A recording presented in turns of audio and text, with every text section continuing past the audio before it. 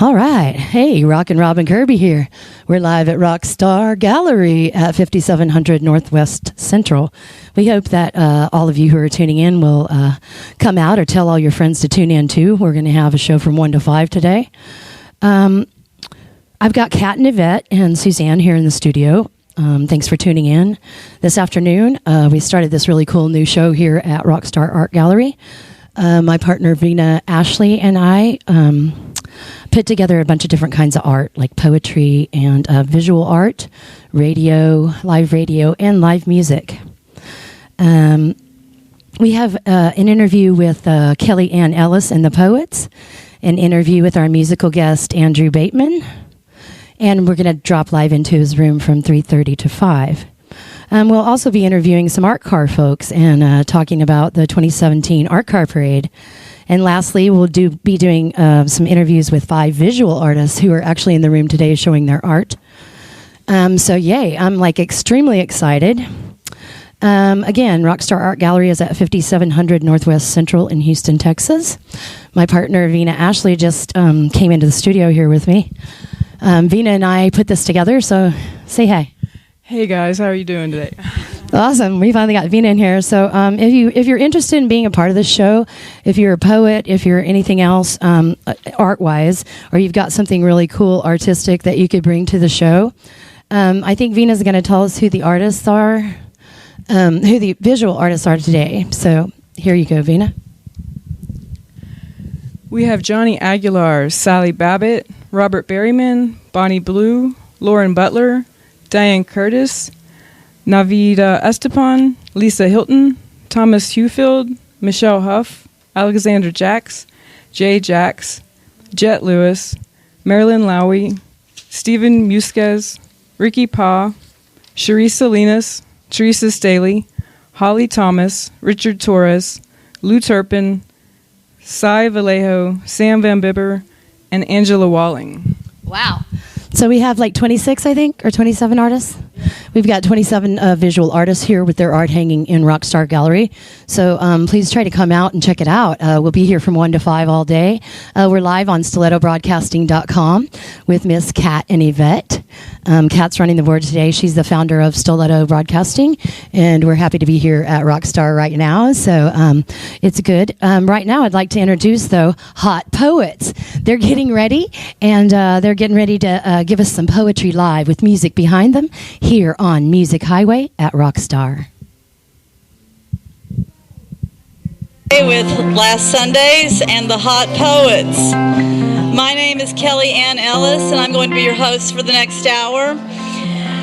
Hot Poets was the brainchild of Tina Cardona and myself, with Glenn Irby as our graphic designer extraordinaire. It is a fluid group. Anyone can be a hot poet if they're passionate about poetry and passionate as a person. We put on events, some as fundraisers for a good cause and some just for fun. We host a series of solstice parties every summer and winter, and the theme is always heat, be it passion, politics, weather, or food. The poets here today have all participated in our parties and been featured in our events, which makes them hot poets. On the guitar accompanying us is Dennis Doherty, and let's hear some poetry from our first hot poet, Joe Machado.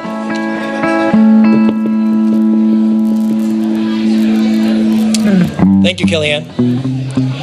A poem for stones. A labor of eons, these stones, composed and meticulous as hack and scatter. Hewn of torrent, trickle polished and thrust upon upswell of ancient crust and heaving tableau sea banisher. In turns ashen, verdant, fiery animator of origami armies, peeled like pages from Gaia's cloistered earthen diary. A shutter-click instant, these eyes mind project anthropic shapes and plinths, primordial altered slates, stone labyrinths and untoppled iconic forms that rise, march, that recite lost epics, inscrutable and wise as theosophic saints. The glance that breaks the spell and justifies 1,000 languid dreams, a drop, a flash, a plague of hail that scatters fools, and at last, when it abates, demands a fabled kiss.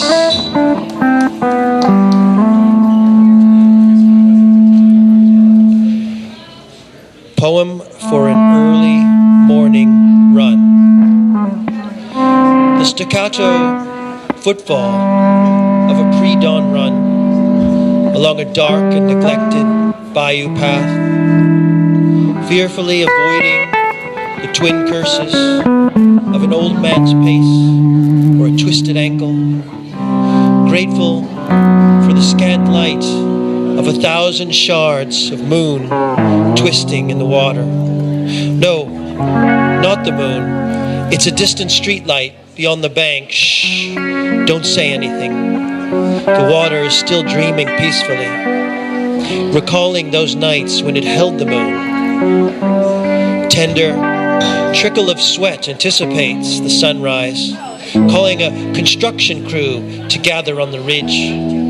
Arms akimbo, surveying the landscape like a battlefield. The bayou can't see them yet. It lazily rolls in its banks and decides to dream a bit longer.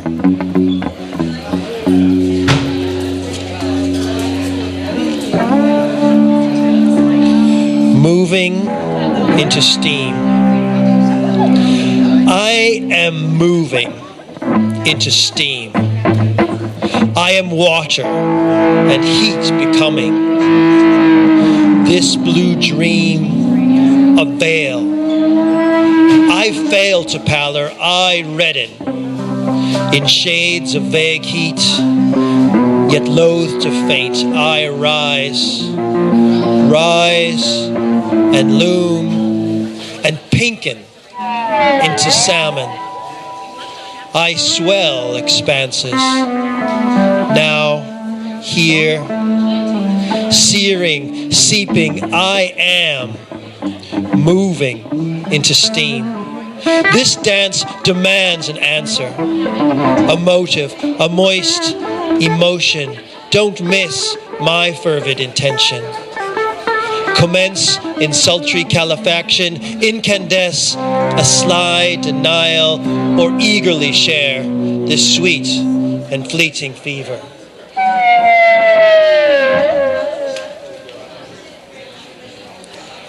On the occasion of the startup of the Wendelstein 7X Stellarator reactor at the Max Planck Institute, a love poem to nuclear fusion.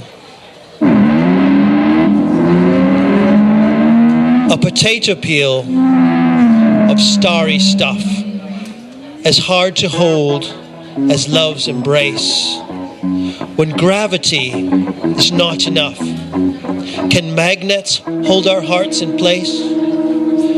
When gases noble as fair Helios quicken their dance from slow to fast, and gyrations grow so wild and furious that their gaunt electric veil is lost. 10 million kelvins will never do to describe the rage that is unleashed, and a billion Teslas, still too few, whose frozen coils contain the beast. And along its track, electrons race, careening down their Moebius strip that seething ember protons trace and join together for the trip. Besides their bond, all else seems weak, the love that stirs each cosmic flame. If we could but do it on the cheap, our world would never be the same.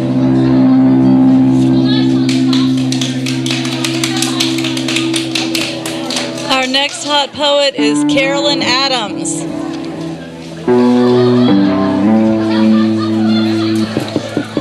107 degrees. Stay in the shade and you won't notice it. Or maybe it won't notice you. Watch the shifting patterns of clouds on the ground, the precarious departure of birds from their nests, their fragile wings. Feel the gradations of the air. Once I learned an old lesson. Let the worst, with its intricate tasks, become the hardest thing in your body.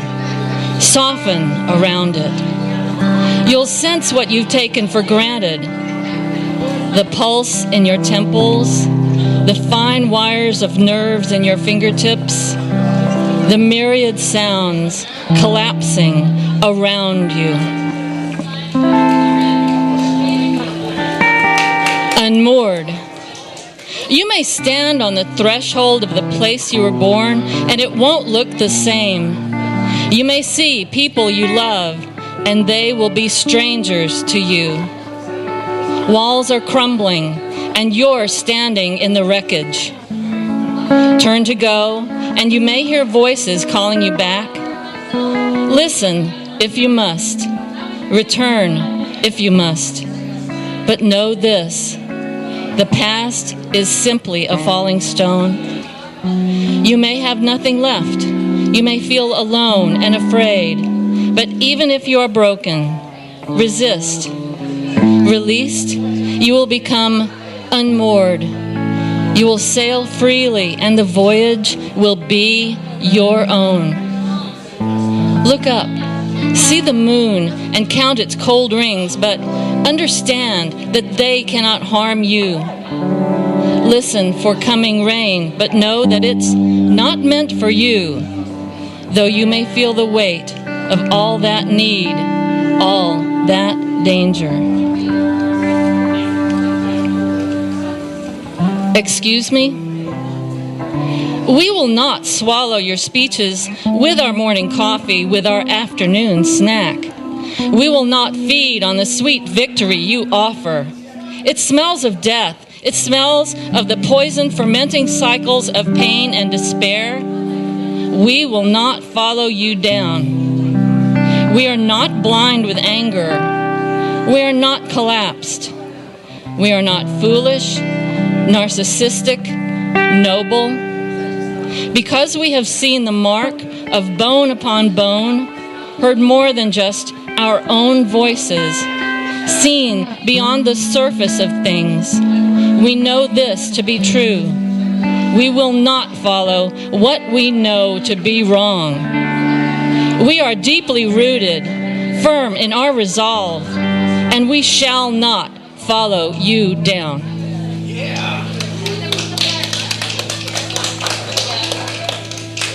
Our next poet is co-founder of Hot Poet herself, Tina Cardona.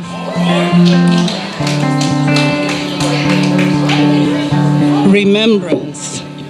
I stood in the pews of Emmanuel Baptist Church and sang, "Where'er he leads, I'll go." As I stared at the altar, a puzzle inscribed, "This do in remembrance of me." Every year, the baptized swallowed purple juice to represent sacred blood. No wine in this Bible Belt county. After church, we devoured the holy body at Golden Corral, a favorite feast for the faithful. Where'er he leads, I'll go. The flock stood in a long Sunday line before we tore into flesh, pretended it was belly and toe of the beloved. What love, I wondered, could make me a cannibal. A love to make me a glutton for a man's chin, mouth, and cheek. A love to sate and leave me famished still, so that I taste the hollow beneath his Adam's apple, longing for more. A love I could paint, like the dozen disciples leaning in, cheeks flushed, mouth open so you can almost hear the sigh. A love to make me a supplicant for his touch, hands that hold me as we dine, my bed the table, our love the Last Supper, and every night a remembrance of the divine. Pig. My ex pushed the plate away with a snort. It's too damn hot. One fist on the table as his tongue shoved against his inner cheek. When there was meat, his thumb would rise in a mini erection as he circled the flesh with his forearms. Last summer, the mini pig my daughter dumped at the house grew heavier than me. Like my ex, the pig would snort to be fed. He'd shove his snout against my leg as I loaded his plate, but he always finished fast. At times, the pig would slam the back door, bust into the kitchen, and dive bomb the dog's dinner. The dogs would stare in disbelief, first at the pig, then at me, as if to say, how the fudge did you let this happen? So like my marriage, I tried even harder to civilize the pig. Every night before bed, I'd rub the pig's flesh with baby oil as he wiggled and groaned. His pink underside was always hot under my fingers, and we'd snuggle nose to snout. I almost thought our porcine union could work. And like my ex, the pig would fall asleep in an instant, his mouth curved in a smile. Love offering. The drums pounded. Boom, boom, boom. I knew the temple watchmen were rowing for me. I jerked myself awake, my heart mallet in my breast.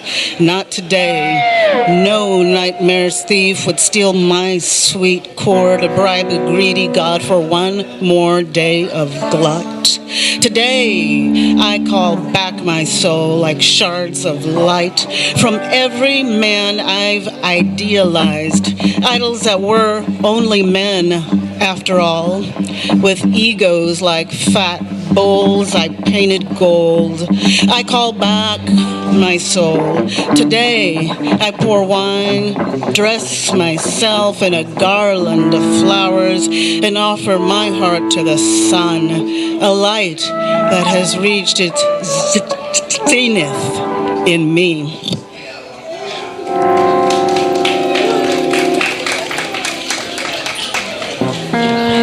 That was great. Thank you, Tina. And next up is the legendary hot poet, Glenn Irby.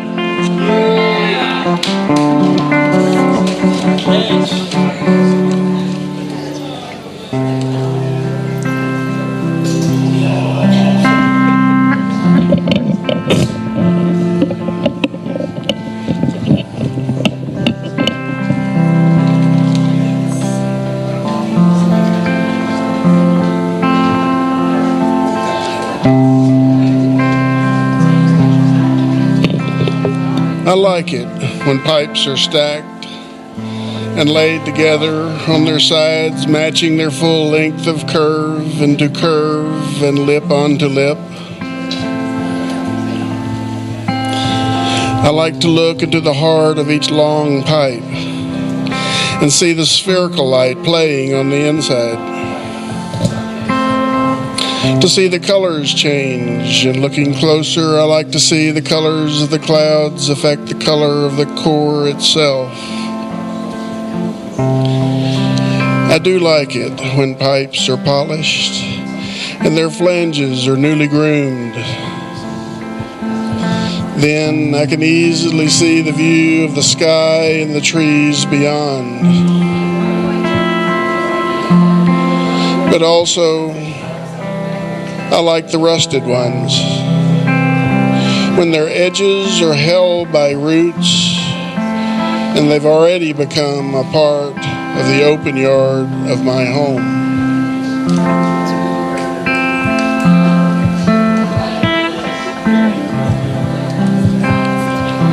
Hard Hills. Hard Hills embody the red soil. Blue water rejoices the shoreline. Clouds praise the color of sky. I think of you. As stars ripple in the sad wind, birds fly past the shore through night, and the distance becomes intolerable. I think of you when sycamores change color to gray. Lakes know the source of their abundance, and valley streams their origin of flow. During the season of soft light, after the air has become cold, in the time of prairie moons, I think of you. As curling petals, magenta and dry, fall from their tall, thorny stems onto the river stones of my garden, I think of you.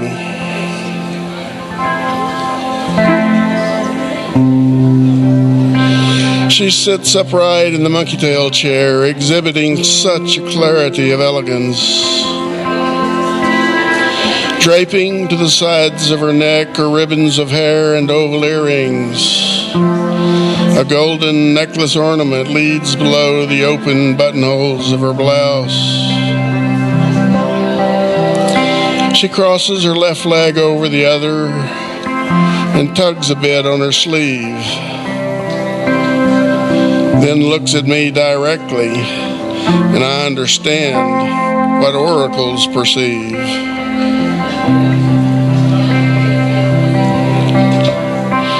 Your eyes are the heavens at night. Legs and arms are flowering vines. Your fragrance comes like a breeze from the morning sun. Your lips like vessels of warm sangria. Yet I come for your voice. Love is a trellis. Words are rose petals. Our dreams are tendrils reaching for light. Nice.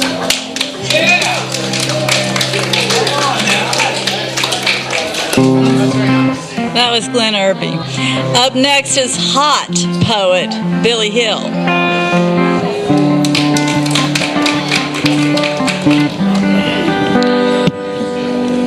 Precepts. Looking through watery eyes, seeing fear in disguise, can't understand the madness of these acts witnessed with surprise. Pain grips, anger consumes, fear adorns a cloak, permitting truth no room. Searching for weapons to cut away the cloak, thinking on revenge, grabbing for pain's throat. To the death with the pain it cave, an eye for an eye, no victory is saved. Tears still falling, this revenge was not sweet. Justice was not served, beneath the cloak, truth weeps. Knowing. Chasing an illusion, running from the truth, must unlearn patterns anchored by their roots. Pressured by appearances, need to search the soul, can't continue to see half the story told. Chasing an illusion, no principles involved. Belief is not enough when understanding will solve. Pressured by appearances, the plane where thoughts become things. feeling the anxiety that misinterpretation brings, chasing an illusion, afraid of the unknown, familiar with deception, can't find a way home, pressured by appearances, running from the truth, caught up in this world where reality is still aloof. One note. If only the path that love is on were beaten, mankind would have no scars, no scabs to fall off, no bones to pick, no fences to mend, no borders to cross, no illegals, refugees, or prisoners. No politics, polls, or IPOs, just art, gentle sport, and music. In other words, harmony. The world could use it.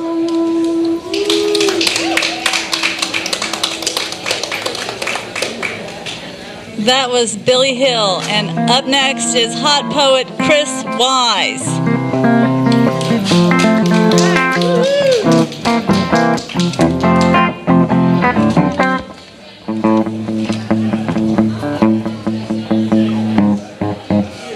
All right, Dennis.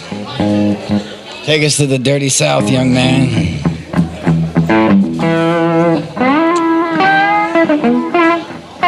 Liturgy of a holy rock and roll poet. I threw my empty across the room to the trash pile and sat back on the little couch. Friends were over and had questions. They were poor too, but somehow figured I held a key, something magic, that one day moved me uptown. Well, they listened, and this is what I told them.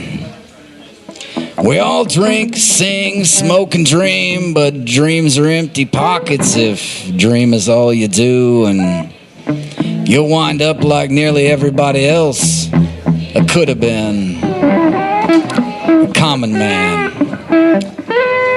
Of course, there's nothing wrong with that if you don't think anything is. Man, it takes more to hustle ambition, persevering, and lonely nights, block and rewrites, peddling yourself to agents, publishers, and the drunken misery of it all. But there are a few who endure.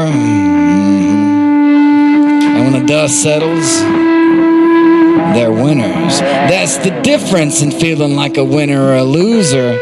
Achievers have all been dreamers, man. Dreams are the easy part. If you don't mind regret or being a failure for lack of trying, then I guess it's okay for you to stop there. Now put on a record and pass me another beer. They did, and I drank it. I drank them all.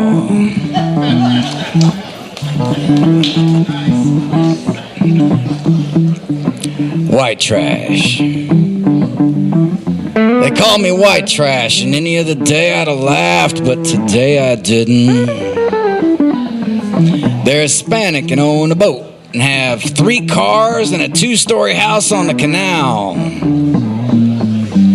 So now I understand why their daughter was told to get rid of me when I came to visit, because it's what you do with trash. They laugh at people who live in trailers.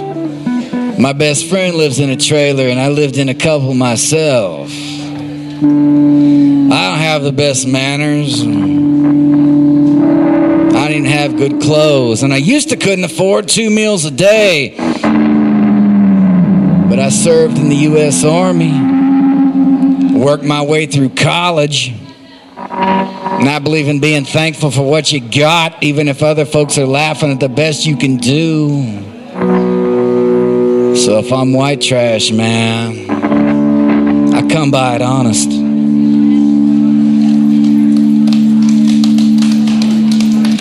Hey, so I think that some of the best pets come from the pound, you know? And I picked up this cat because I wanted a squirrel killer, and at first he was really rough and tough, and then He's become one of those kneaders, you know what I mean? Like you're laying in bed, he jumps on you, he starts making biscuits on your belly. And I was digging that, and then he put an elbow in it and started rubbing something out, and then he backed up, started doing chops, flipped 2 cucumbers on my eyes, dropped a hot towel in my face, and I thought, man, you have changed. But when he was younger, he was a little more rowdy, and so this poem is about him. It's called Tomcat. It says, she loves this cat, this street fighter, who only comes in for a meal, then screams by the door till it's open. This creature who prefers the comforts of hollow log to the indoor confinement, who never comes when called, nor leaves if he's chosen to stay, who can be incredibly grouchy and then just as sweet. Well, she pours the dust of catnip in the corrugation of a cardboard scratching pad, which he destroys in the most shameless ecstasy. And then she brings me a beer, and I ask her why she loves this trollish little cat so much, and she says, he reminds me of you.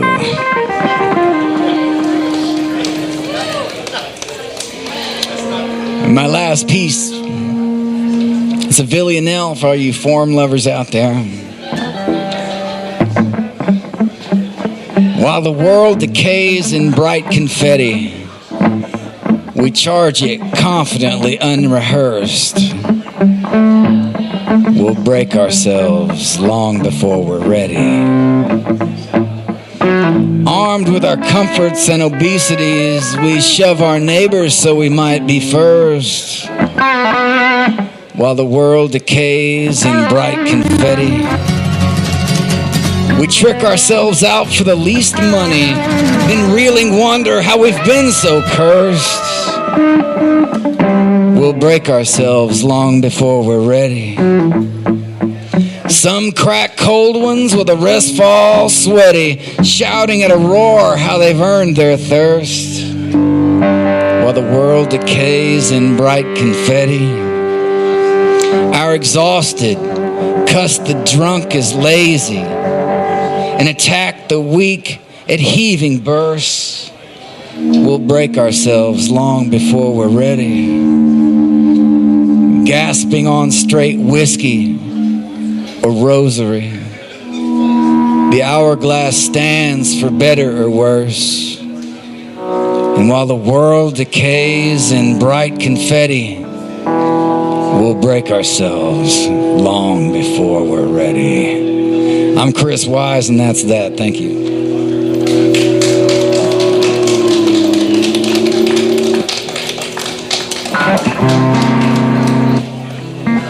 Thank you, Chris Wise. And I am the last hot poet. My name is Kelly Ann Ellis, and when I'm finished, I'm going to properly introduce our poets and tell you about them. So I'm starting with the sonnet, Undone.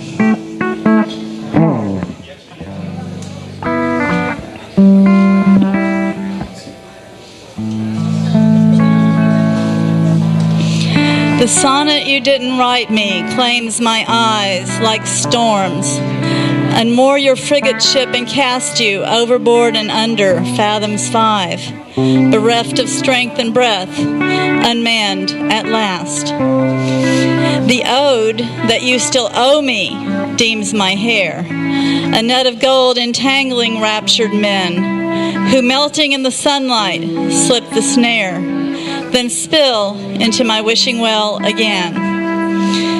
This elegy I write you mourns the death of nights I drove to drown you in my kiss, and times I strove to steal your soul and breath.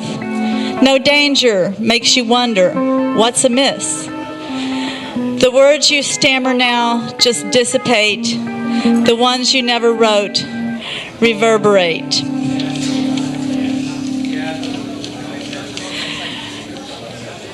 Last tryst. Legend has it that Houdini told his wife he would meet her in Galveston at the Martini every New Year's Eve for a tryst in the afterlife. She should wear that red dress, chinchilla cape, turn-down hose, and those shoes, the ones that made her taller than him, larger than life. So it went for years. Champagne corks orbited the stars. A Texas swing was swung. Rugs were cut. The year she stood him up, he knew in his bones she must be dead too. But where? Not here. Not in the afterlife.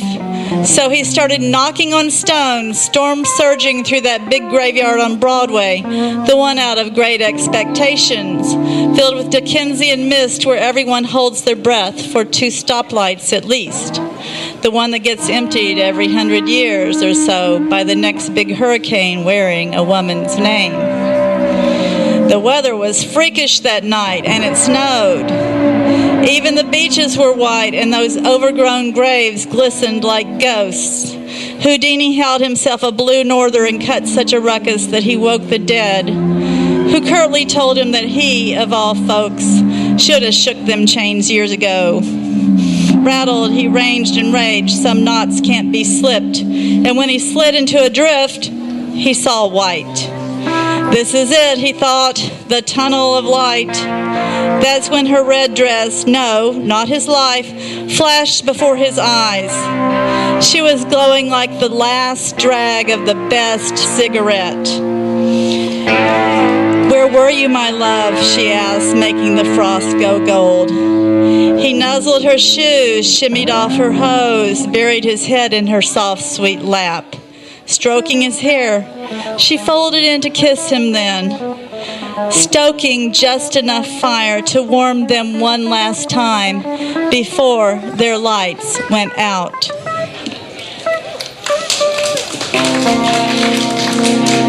Traveling light.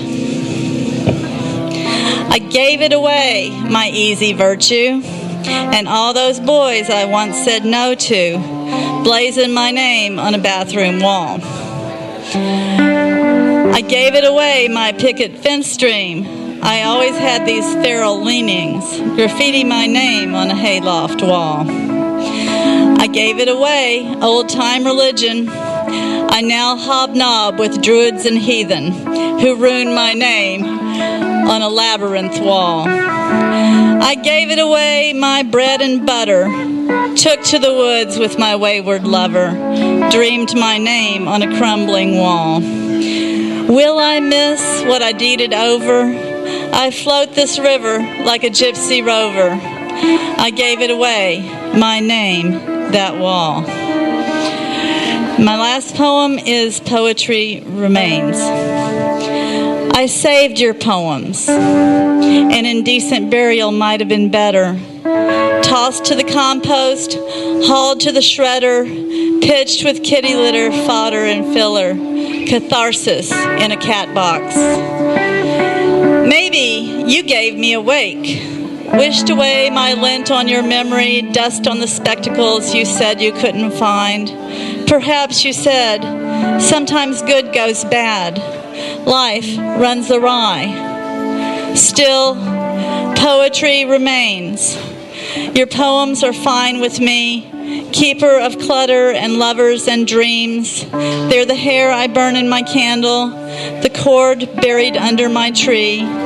Your offerings, my longings, this shrine, I saved them, I made them mine. I'm going to ask my hot poets to come on up so I can introduce them properly. And the first one is Joe Machado. Joe began performing poetry in the throes of a midlife crisis. He was our first hot poet at Hot Poets and All That Jazz. He performs in Houston, has performed on the East Coast and in London.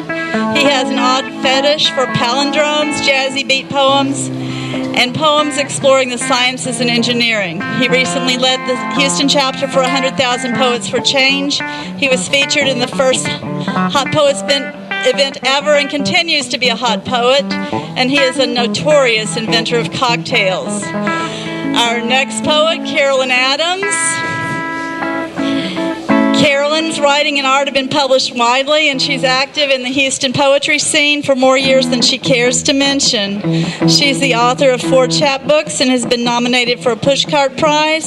She was a finalist for the post of Houston Poet Laureate in 2013.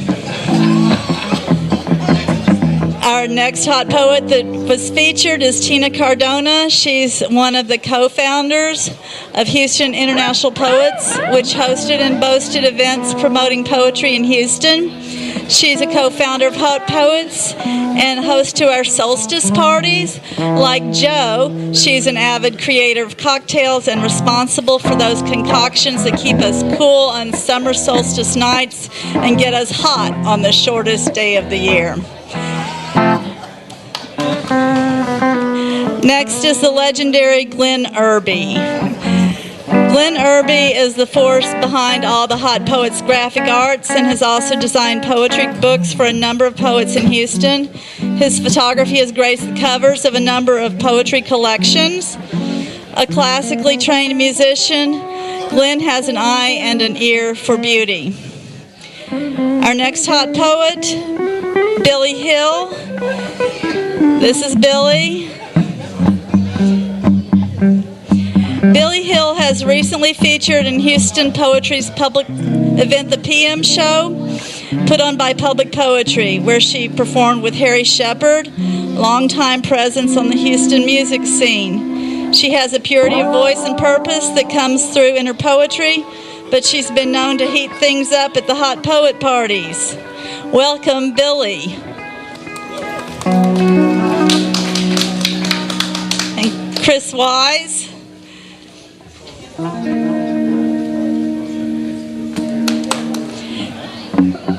Chris was our first feature at Hot Poets in Rehab, where he graced the poster wearing a straitjacket. Chris is the host of The Crawl, a show that features breweries, so he comes for the poetry but stays for the beer.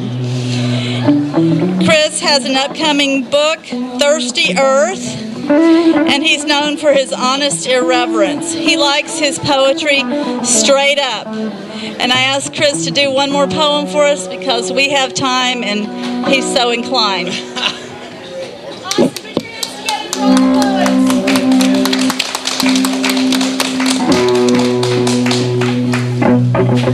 Waste. Paisley tears dripped down the crystal of her wine glass as I stooped and ate the dinner that I made. I'm a man, I told her, free. We come from 2 different sides of the tracks, you and I. There are chickens and junkyards on my side, and you got maids and Little League Baseball on yours. Your dad flies to Hong Kong on business, and mine, well, he's got a scar on his head from a baseball bat. And I learned to cook steak in a pan. And I'm sorry if that's not good enough for you. And I'm sorry that your tears are streaking rainbows down that glass over your manicured nails. Maybe you want more out of a man than a big personality and a sense of humor. That's all I got to offer. So you can grab me a beer, pour yourself another glass of wine, and we can toast the times that have been. You can sit there and blame my life on circumstance, wishing I was someone else. Either way, I'm gonna finish this dinner, because we don't waste food around here. Ha! Thank you.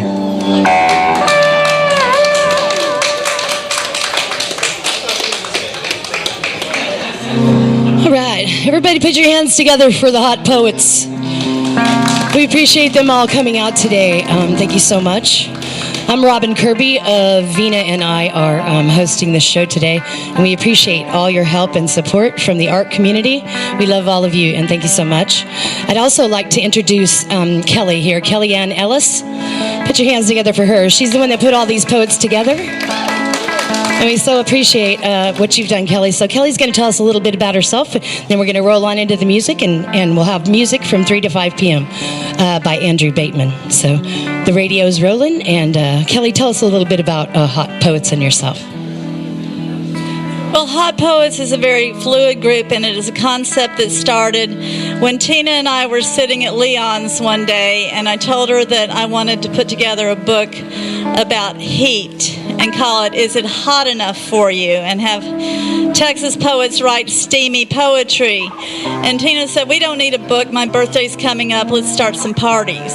So we started parties around the summer solstice and the winter solstice. The theme is always heat. And the thing about Hot Poet is anyone can be a hot poet. You just have to be passionate as a poet and a person. So our group is more of a concept than an organization. And we'd like to reach out to the community and do things with other poets and musicians. And I also want to give Dennis a big thank you for accompanying us. Dennis plays with classic rock band Lady and the Tramps, and he is the rock star in my life. So thank you, Dennis, for rolling with this. All right, hands together again for the Hot Poets, Kelly Ann Ellis and Dennis O'Doctry. All right, I think we're going to go live back in the room, and we'll have music from 3 to 5, so y'all stick around and check out the art.